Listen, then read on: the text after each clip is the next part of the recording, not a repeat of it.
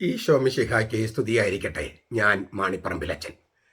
പഴയ നിയമവചന ധ്യാനം ക്ലാസ് 54. ഉത്പത്തിയുടെ പുസ്തകം 6-ാമത്തെ അധ്യായം 1 മുതൽ 4 വരെ തിരുവചനങ്ങൾ. അതിൻ്റെ ആമുഖം നമ്മൾ കണ്ടു കഴിഞ്ഞു. ആ തിരുവചനങ്ങളുടെ ഉള്ളിലേക്ക് നമുക്ക് പ്രവേശിക്കാം. മനുഷ്യർ ഭൂമിയിൽ പെറ്റുപെരുകാൻ തുടങ്ങുകയും അവർക്ക് പുത്രന്മാർ ജനിക്കുകയും ചെയ്തപ്പോൾ മനുഷ്യപുത്രിമാർ അഴകുള്ളവരാണ് എന്ന് കണ്ട് ദൈവപുത്രന്മാർ തങ്ങൾക്ക് ബോധിച്ചവരെയെല്ലാം ഭാര്യമാരായി സ്വീകരിച്ചു. അപ്പോൾ യാഹ്വേ പറഞ്ഞു, എൻ്റെ ആത്മാവ് മനുഷ്യനിൽ എന്നേക്കും വസിക്കുകയില്ല. അവൻ ജഡമാണല്ലോ.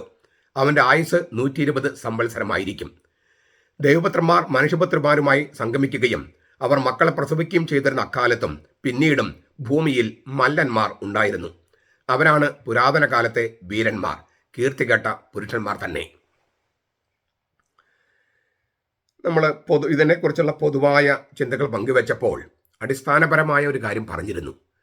ദൈവിക മേഖലയും മാനുഷിക മണ്ഡലവും തമ്മിൽ നിലനിൽക്കുന്ന ഒരു അതിർത്തിയുണ്ട്, ഒരു അതിർവരമ്പുണ്ട്. അത് ലംഘിക്കാനായിട്ട് പാടില്ലെന്നാണ്. അതാണ് ജീവന്റെ വൃക്ഷത്തിൻ്റെ കനി കഴിക്കാൻ പാടില്ല എന്ന് പറഞ്ഞ് ദൈവം അവരെ പുറത്താക്കിയതൊക്കെ നമ്മൾ ഈ ഉത്പത്തി പുസ്തകം 3-ാമത്തെ അധ്യായത്തിൽ കണ്ടത്. എന്നാൽ അത്തരമൊരു അതിർത്തി, ഒരു അതിർവരമ്പ് ലംഘിക്കാനായി ദൈവപുത്രന്മാർ പരിശ്രമിക്കുന്നു. അതിനോട് സഹകരിക്കാൻ മനുഷ്യപുത്രന്മാരും. അങ്ങനെ ഇരു കൂട്ടരും പാപത്തിൽ പങ്കാളികളാകുന്നു. ഒരു കൂട്ടര് വശീകരിക്കുന്നു, മറ്റൊരു കൂട്ടര് വശീകരണത്തിൽ വീഴുന്നു. വിലക്കപ്പെട്ട അറിവിൻ്റെ കനി, ജീവവൃക്ഷത്തിൻ്റെ കനി തുടങ്ങിയവ ഭക്ഷിച്ച് ദേവന്മാരെ പോലെയാകാൻ, ദൈവത്തെ പോലെ തന്നെയാകാൻ ശ്രമിച്ച ഈ ആദിമാതാപിതാക്കളുടെ അതേ പാപത്തിൻ്റെ അതേ രീതിയാണ് ഇവിടെയും കാണുന്നത്. ദൈവപുത്രന്മാരും മനുഷ്യപുത്രന്മാരും തമ്മിലുള്ള ഒരു അവിഹിത ബന്ധം എന്ന് വിശേഷിപ്പിക്കാവുന്ന ചില സംഗതികളിലൂടെ മനുഷ്യർക്ക് അമാനുഷിക ഭാവം കൈവരിച്ച് ദേവന്മാരെ പോലെയാകാം, ദൈവത്തെ പോലെയാകാം, പിന്നെ ദൈവം എന്ന ശല്യം നമ്മുടെ ജീവിതത്തിൽ ഒഴിവാക്കാം എന്ന പ്രലോഭനത്തിന് ചിലർ വഴങ്ങുന്നു. തങ്ങൾ സൃഷ്ടികളാണ് എന്ന ചിന്ത മറന്ന് അവർ അവരുടെ അതിരുകൾ ലംഘിക്കുന്നു. ജഡമായിരിക്കുന്നവൻ ധിക്കാരത്തിലൂടെ അമർത്യനാകാൻ ശ്രമിക്കുന്നു. ദൈവത്തിന് നിരക്കാത്ത അക്രമ പ്രവൃത്തികളിലൂടെ, അവിഹിത ബന്ധങ്ങളിലൂടെ ഭൂമിയിൽ ആധിപത്യം സ്ഥാപിക്കാമെന്ന് കരുതുന്നു. ഇതെല്ലാമാണ് ഈ ദൈവപുത്രന്മാരും മനുഷ്യപുത്രന്മാരും തമ്മിലുള്ള അവിഹിത ബന്ധത്തിൻ്റെ അടിസ്ഥാനപരമായ നിലപാട്. മറ്റ് പല വ്യാഖ്യാനങ്ങളും ഞാൻ കഴിഞ്ഞ ക്ലാസ്സിൽ പറഞ്ഞു കഴിഞ്ഞു. ഇതിലത്തെ ചില വാക്കുകൾ നമുക്ക് ചിന്തിക്കാം. മനുഷ്യപുത്രിമാർ അഴകുള്ളവരെന്ന് കണ്ട് തങ്ങൾക്ക് ബോധിച്ചവരെയെല്ലാം ഭാര്യമാരായി സ്വീകരിച്ചു. ഈ വിലക്കപ്പെട്ട കനി ഭക്ഷിക്കുന്ന രംഗത്തും ഇതേ ശൈലി ഉപയോഗിച്ചിരുന്നു രചയിതാവ്. ആ കനി നയനാനന്ദകരമെന്ന് കണ്ട് പറിച്ചു തിന്നു. അല്ലേ? 3 ഗുണങ്ങൾ ഈ വിലക്കപ്പെട്ട കനിയെക്കുറിച്ച് അവൾക്കുണ്ടായി 3 കാര്യങ്ങൾ പറയുന്നുണ്ട്. ഒന്ന്, കണ്ണിന് കൗതുകം നൽകുന്നതാണ്. പിന്നെ അറിവേഗൻ കഴിയുമെന്നതിനാൽ അറിവേഗൻ അത് അഭികാമ്യമാണ്. പിന്നെ നല്ലതെന്ന്, പാപം നമ്മുടെ മുമ്പിൽ നല്ലതായിട്ടും കണ്ണിന് നയനസുഖം നൽകുന്നതായിട്ടൊക്കെ പ്രത്യക്ഷപ്പെടുകയാണ്. നല്ലതെന്ന് പ്രത്യക്ഷപ്പെട്ടുകൊണ്ടാണ് പാപം വശീകരിക്കുന്നത്. അതേ പ്രശ്നം തന്നെയാണ് ഇവിടെ. ഉത്പത്തി 3:6 കണ്ട അതേ പ്രശ്നം തന്നെയാണ് ഇവിടെ. ഹവ്വയുടെ ആദ്യ പാപം ദൈവപുത്രന്മാർ എന്ന് വിളിക്കപ്പെടുന്ന ഇവിടെ ആ ആളുകൾ ആവർത്തിക്കുന്നുവെന്നാണ് അതിൻ്റെ സൂചന.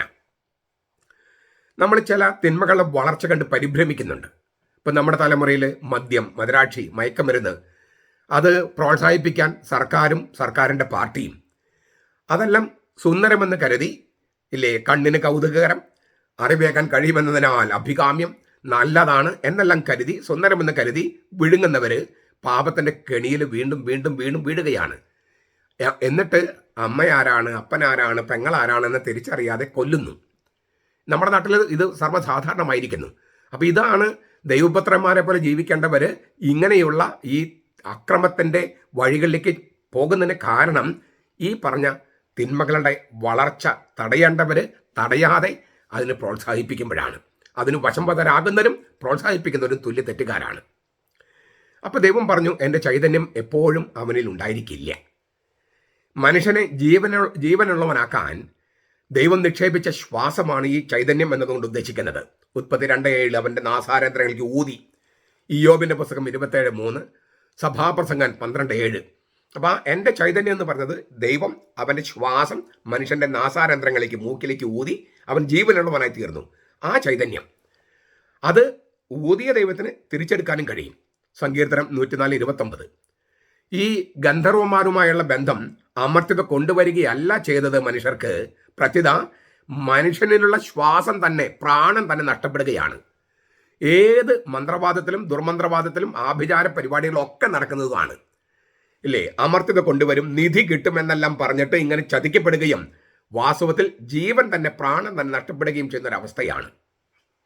അതിനാൽ അവരുടെ ആയുസ് 120 വർഷമായി നിജപ്പെടുത്തും. മനുഷ്യന്റെ ആയുസ് 120 സംവത്സരത്തെക്കാൾ അധികമാകാതിരിക്കാൻ പരിധി വെച്ചിരിക്കുന്നതെന്നാണ് നമുക്ക് ആദ്യ വായനയിൽ തോന്നുക. 120 വയസ്സാണ് ഏറ്റവും ആദർശപൂർണമായ മനുഷ്യന്റെ ആയുസ് എന്ന് ബൈബിളിന് ഒരു സങ്കല്പമുണ്ട്. മോശ മാത്രമാണ് അത്രയും കാലം ജീവിച്ചത്. ഈ പൂർവ്വപിതാക്കന്മാരുടെ കാലത്തെ അല്ല, പ്രളയത്തിന് മുമ്പുള്ള ആളുകൾ 930 വർഷം 960 വർഷം എന്നൊക്കെ പറഞ്ഞിട്ട് അതിനെക്കുറിച്ചൊക്കെ നമ്മൾ കണ്ടു കഴിഞ്ഞു. എന്തുകൊണ്ടാണ് അത്രയും ദീർഘമായ ആയുസ്സിനെ കുറിച്ച് പറഞ്ഞിരിക്കുന്നതെന്ന്. ഈ പ്രളയത്തിന് ശേഷമുള്ള ഒരു കാലയളവ് നോക്കുമ്പോൾ, അതായത് ചരിത്രാതീത കാലം കഴിഞ്ഞിട്ടുള്ള ഒരു കാലത്തേക്ക് വരുമ്പോൾ 120 വയസ്സ് വരെ ജീവിച്ചത് ഒരേ ഒരാൾ മോശയാണ്. നിയമാവർത്തന പുസ്തകം 34:7. പഞ്ചഗ്രന്ഥത്തിൽ മറ്റുള്ളവരുടെ ആയുസ് അളക്കാനുള്ള ഒരു ഈയക്കോലാണ് ഈ മോശയുടെ 120 സംവത്സരം ജീവിച്ച മോശയുടെ ആയുസ്. ഏറ്റവും നല്ല മനുഷ്യനായിട്ട് പഴയ നിയമം കാണുന്ന ആളുകളിൽ ഒരാളാണ് മോശ, ഏറ്റവും വലിയ പ്രവാചകൻ. അതായിരിക്കാം ഒരർത്ഥം. വേറൊരു തരത്തിലും വ്യാഖ്യാനിക്കാം. ആയുഷ്കാലം വെട്ടിക്കുറച്ചെന്നല്ല ഈ 120 വർഷം കൊണ്ട് ഉദ്ദേശിക്കുന്നത്. പ്രത്യുത മഹാപ്രളയത്തിന്റെ ഊറ്റൻ തുടക്കത്തിന് മുൻപ് പശ്ചാത്തപിക്കാൻ മനുഷ്യന് അവസരം നൽകുന്ന ദൈവത്തിന്റെ സംയമനത്തിന്റെയും ക്ഷമാശീലത്തിന്റെയും കാലയളവാണ് 120 സംവത്സരങ്ങൾ. അങ്ങനെയാണ് വിശുദ്ധ ജെറോം, വിശുദ്ധ ജോൺ ക്രിസോസ്റ്റം ഒക്കെ വ്യാഖ്യാനിച്ചത്. അതായത് 120 ഇങ്ങനെ ചെറുതാക്കുകയല്ല, അവർക്ക് ദൈവം സംയമനവും ക്ഷമാശീലവും കാണിച്ച് 120 വത്സരങ്ങളോളം കർത്താവ് ക്ഷമിച്ചു എന്നാണ്. അതായത് അവർക്ക് പശ്ചാത്താപത്തിനും മാനസാന്തരപ്പെടാനുമുള്ള ഒരു ചാൻസ് കൊടുക്കാൻ 120 സംവത്സരം വരെ കർത്താവ് ക്ഷമിച്ചു. അങ്ങനെ ഒരു അർത്ഥവും സഭാപിതാക്കന്മാർ കണ്ടിട്ടുണ്ട്. വിശുദ്ധ ജെറോം ഉൽപ്പത്തിയെക്കുറിച്ചുള്ള ചോദ്യങ്ങൾ 6:3 അത് ചർച്ച ചെയ്യുന്നു. വിശുദ്ധ ജോൺ ക്രിസോസ്റ്റം ഉൽപ്പത്തിയെക്കുറിച്ചുള്ള പള്ളി പ്രസംഗങ്ങൾ 25:4 ഇത് ഈ അർത്ഥത്തിൽ പറഞ്ഞിട്ടുണ്ട്. ഒരു കാര്യം ഉറപ്പാണ്, ഈ മനുഷ്യരുടെ ദുഷ്ടതയെ കയറൂരി വിടാൻ ദൈവത്തിന് കഴിയില്ല. മനുഷ്യരെ ശിക്ഷിക്കുകയല്ല ദൈവം ചെയ്യുന്നത്, മനുഷ്യ കുടുംബത്തിന് ശിക്ഷണം, അച്ചടക്കം പഠിപ്പിക്കുകയാണ്. മനുഷ്യ കുടുംബത്തിന് ശിക്ഷണം നൽകണം. നല്ല അപ്പന്മാർ, നല്ല അമ്മമാർ മക്കൾക്ക് ശിക്ഷണം കൊടുക്കും. ഈ പോലീസുകാർ അടിക്കുന്ന പോലെയല്ല മാതാപിതാക്കൾ അടിക്കാനൊന്നും പാടില്ലെന്നാണ് നിയമം. അതേസമയം ശിക്ഷണം കൊടുക്കണം. ഈ മാതാപിതാക്കളുടെ ശിക്ഷണവും പോലീസുകാരുടെ അടിയും തമ്മിൽ ഒരുപാട് അന്തരമുണ്ട്. ഈ മാതാപിതാക്കളുടെ ശിക്ഷണം എപ്പോഴും അച്ചടക്കം പാലിക്കാനായിട്ട് പറയുന്നത് എപ്പോഴും ഈ സ്നേഹത്തിൻ്റെ ഒരു എണ്ണ പുരട്ടിയിട്ടുള്ള വടി കൊണ്ടാണ്. അതുകൊണ്ട് മാത്രമല്ല, അമ്മ കൊച്ചിനെ അടിക്കുമ്പോഴും ഈ കൊച്ചു കരയുന്നത് അമ്മയെന്ന് പറഞ്ഞിട്ടാണ്. അമ്മയെ അടിക്കുമ്പോഴും അമ്മയെന്ന് പറഞ്ഞിട്ടാണ്. അപ്പനടിക്കുമ്പോഴും ചിലപ്പോൾ അപ്പ എന്ന് പറഞ്ഞിട്ട് അല്ലെങ്കിൽ അമ്മ എന്ന് പറഞ്ഞിട്ടാണ്. Papa beat me not poetry will I ever write എന്ന് പറഞ്ഞിട്ട് ഇല്ലേ 4 വയസ്സുള്ള കുട്ടി കവിത എഴുതിയപ്പോൾ കവികൾക്കൊന്നും ജീവിക്കാൻ പറ്റില്ല. അപ്പോൾ അപ്പൻ കൊച്ചിനെ അടിച്ചു. 4 വയസ്സുള്ള കുഞ്ഞാണ്. അപ്പോൾ ഈ കൊച്ച് കരയാണ്, കവിത എഴുതിയാനാണ് അടിച്ചത്. അപ്പൻ അടിച്ചത് കവിത എഴുതിയാൽ പട്ടിണികളും ചാവുള്ളൂ എന്ന് വെച്ചിട്ടാണ് അപ്പൻ അടിച്ചത്. അപ്പം അതിന് മറുപടിയായിട്ട് കൊച്ച് കരഞ്ഞുകൊണ്ട് പറയുന്നത് papa beat me not poetry will I ever write. എന്നെ അടിക്കല്ലേ പപ്പ, ഞാൻ ഒരിക്കലും കവിത എഴുതലെന്ന് കവിത ചൊല്ലിക്കൊണ്ടാണ് കൊച്ചു പാടുന്നത്. അത് ജന്മവാസനയുള്ളവരെ തടയാൻ പറ്റില്ലെന്നർത്ഥം. ജോൺ കീറ്റ്സിൻ്റെ ആണോ എനിക്ക് അറിഞ്ഞുകൂടെ, ഞാൻ ഇപ്പോൾ ഓർക്കുന്നില്ല, ഏതാണ് കവി എന്ന് ഓർക്കുന്നില്ല. ഞാൻ പറഞ്ഞു വന്നത്, അപ്പനടിക്കുമ്പോഴും പപ്പ ബീറ്റ് മീ നോട്ട് എന്നാണ് പറയണത്. അമ്മ അടിക്കുമ്പോഴും അമ്മ എന്നെ അടിക്കല്ലേ നമ്മൾ പറയണേ. അമ്മ എന്നും അപ്പ എന്നും വിളിച്ചിട്ടാണ്. അത് തന്നെയാണ് ദൈവത്തിൻ്റെ രീതി. ഈ കൈപ്പേറിയ കഷായം നമ്മൾ പിള്ളേർക്ക് കൊടുക്കും. പിള്ളേർക്ക് ഇഷ്ടമില്ല, പക്ഷേ കൊടുക്കും നമ്മൾ. രോഗം മാറണം വേണം. ഇത് തന്നെ ദൈവം. നമുക്ക് ഇഷ്ടമില്ല സഹനവും പരിപാടികളൊന്നും. ഇങ്ങനെ വയസ്സ് കുറയ്ക്കുക, കൂട്ടുക, ഇതൊന്നും നമുക്ക് ഇഷ്ടമുള്ള സംഗതികളല്ല. കൂട്ടുന്നത് ഇഷ്ടമായിരിക്കും, കുറയ്ക്കുന്നത് ഇഷ്ടമല്ല. പക്ഷെ ദൈവം ചില അച്ചടക്കങ്ങളും ചില ശിക്ഷണങ്ങളും നൽകുകയാണ്. അത് കൈപ്പേറിയതെങ്കിലും നമ്മൾ സ്വീകരിക്കുന്നു. ദൈവപുത്രന്മാർ മനുഷ്യപുത്രന്മാരുമായി സംഗമിക്കുകയും അവർ മക്കളെ പ്രസവിക്കുകയും ചെയ്തിരുന്ന അക്കാലത്തും പിന്നീടും ഭൂമിയിൽ മല്ലന്മാർ ഉണ്ടായിരുന്നു.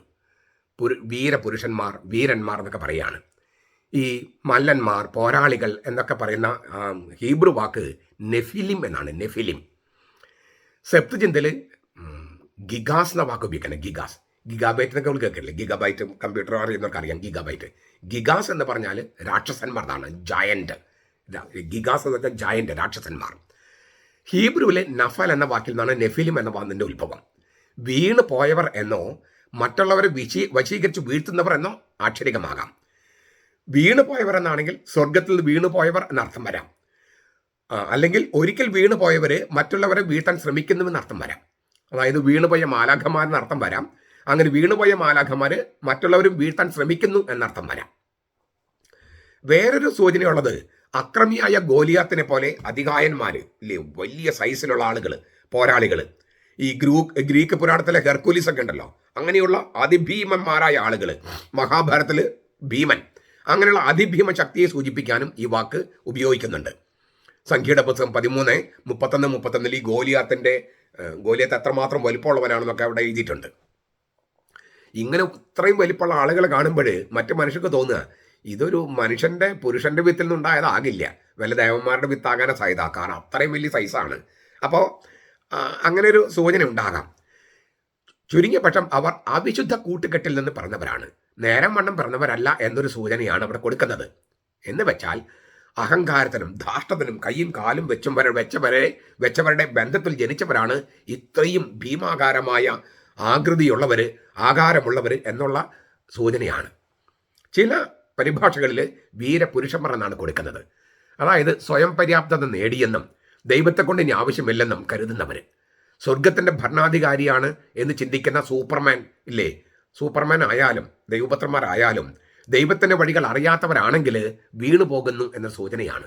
അവരുടെ വീഴ്ച വലുതാണ്. സാങ്കേതിക വിദ്യയിലൂടെ ദൈവത്തെ തോൽപ്പിച്ചുവെന്ന് ഊറ്റുകൊള്ളം നമ്മുടെ തലമുറ നോക്കിയാൽ എല്ലാവരുടെയും യുദ്ധമാണ്, എല്ലാവരുടെയും യുദ്ധം. അതിനകത്ത് ദൈവം പോലും വേണ്ടെന്ന് വിചാരിക്കുന്നവരുടെ യുദ്ധമുണ്ട് ഇല്ലേ, സാങ്കേതിക വിദ്യ കൊണ്ടും പിന്നെ ഈ ഏറ്റവും അത്യാധുനിക യുദ്ധോപകരണങ്ങൾ കൊണ്ടും യുദ്ധം ജയിക്കാമെന്ന് വിചാരിക്കുന്നവർ, ലോകത്തെ നിയന്ത്രിക്കാമെന്ന് വിചാരിക്കുന്നവർ, അവരൊക്കെയാണ് ഈ സൂപ്പർമാൻ ടൈപ്പുകൾ. ദൈവപുത്രന്മാരെന്ന് പറഞ്ഞാൽ നിങ്ങൾക്ക് അർത്ഥം കിട്ടിയോ? കഴിഞ്ഞ ക്ലാസ് കേട്ടിട്ട് ഈ ക്ലാസ് കൊണ്ട് കേട്ടോ വയ്ക്കാൻ, അപ്പം മനസ്സിലാകും ദൈവപുത്രന്മാരും മനുഷ്യപുത്രന്മാരും തമ്മിലുള്ള ഈ അവിഹിത ബന്ധത്തിൻ്റെ അർത്ഥം. സൂപ്പർമാൻ ആയിട്ടുള്ള ആളുകളാണെന്ന് കരുതുന്ന ചില ആളുകളുണ്ട് ഇല്ലേ, അവരുടെ ഭരണത്തിൽ മാറ്റാൻ പറ്റില്ല, അല്ലെങ്കിൽ അവർ ഈ സാങ്കേതിക വിദ്യ യുദ്ധോപകരണങ്ങൾ അവരുടെ ഏറ്റവും മോഡേൺ ടൈപ്പുകളൊക്കെ ഉപയോഗിച്ചിട്ട് ലോകത്തെ നിയന്ത്രിക്കാമെന്ന് കരുതുന്നു. പക്ഷെ അവരൊക്കെ വീണു പോകുന്നതാണ് ഈ ബൈബിൾ പഠിപ്പിക്കുന്നത്. ദൈവത്തെ ഓരത്തേക്ക് മാറ്റി നിർത്തിയിട്ടുള്ള ഒരു പരിപാടിയും വിജയിക്കില്ല. അത് ഇനി ഏത് നിരീശ്വരവാദിയാണെങ്കിലും ഈശ്വരവിശ്വാസിയാണെങ്കിലും. ഇതാണ് ഈ കഥയുടെ അടിസ്ഥാനപരമായ നിലപാട്. ഇങ്ങനെ പാപം വർദ്ധിച്ചപ്പോഴാണ് ദൈവം പ്രളയം കൊണ്ടുവന്നത് എന്നൊരു ഒരു സൂചനയാണ് നൽകുന്നത്. അതേക്കുറിച്ച് നമുക്ക് അടുത്ത ക്ലാസ്സിൽ കാണാം. നമ്മളെ നേരിട്ട് ബാധിക്കുന്നൊരു സന്ദേശമാണ് മോശ എഴുതി വച്ചിരിക്കുന്നത്. അതായത് നമുക്ക് പണമുണ്ടാകുമ്പോൾ, അല്ലെങ്കിൽ സമ്പത്ത് കുന്നുകൂടുമ്പോൾ, അല്ലെങ്കിൽ സ്വാധീനം വരുമ്പോൾ, രാഷ്ട്രീയ സ്വാധീനം മറ്റു സ്വാധീനം വരുമ്പോൾ ഇനി ആരും വേണ്ട ഇല്ലേ, എനിക്ക് നിലനിൽക്കാൻ പറ്റും, ദൈവം വേണ്ട, മനുഷ്യരും വേണ്ട എന്നൊക്കെ വിചാരിക്കുന്ന അഹങ്കാരം നമുക്ക് വരും. ആ അഹങ്കാരം മൂത്ത് വരുമ്പോൾ ചിലർ ആത്മഹത്യ ചെയ്യും, ചിലർ നശിച്ചു പോകും. അപ്പോൾ ഇതാണ് തീർത്തും വീണുപോയവരുടെ ഒരു കഥയാണ് പറയുന്നത്. അതായത് അഹങ്കാരം സാമ്പത്തികമായിട്ടും രാഷ്ട്രീയമായിട്ടും സ്വാധീനം വരുമ്പോൾ, അല്ലെങ്കിൽ അതിൻ്റെ ഇതെല്ലാം കുമിഞ്ഞു കൂടുമ്പോൾ ഉണ്ടാകുന്ന ധാർഷ്ട്യം, ആ ധാർഷ്ട്യത്തിൽ നിന്നുണ്ടാകുന്ന അവിഹിത ബന്ധങ്ങൾ, അതെല്ലാം നശിക്കാൻ കോപ്പ് കൂട്ടിയതാണ് എന്ന സന്ദേശമാണ്. എനിക്കും നിങ്ങൾക്ക് എല്ലാവർക്കും ബാധിക്കുന്ന ഒരു സന്ദേശമാണ്. ഈ നോമ്പ് കാലത്ത് നമുക്കത് ശരിക്കും ഉൾക്കൊണ്ടുകൊണ്ട് പശ്ചാത്തപിക്കാനായിട്ട് പരിശ്രമിക്കാം. നമ്മുടെ കർത്താവ് യേശു മിശിഹായുടെ കൃപയും പിതാവായ ദൈവത്തിൻ്റെ സ്നേഹവും പരിശുദ്ധാത്മാവിൻ്റെ സഹവാസവും നാം എല്ലാവരോടും കൂടി ഉണ്ടായിരിക്കട്ടെ, ഇപ്പോഴും എപ്പോഴും എന്നേക്കും. ആമേൻ.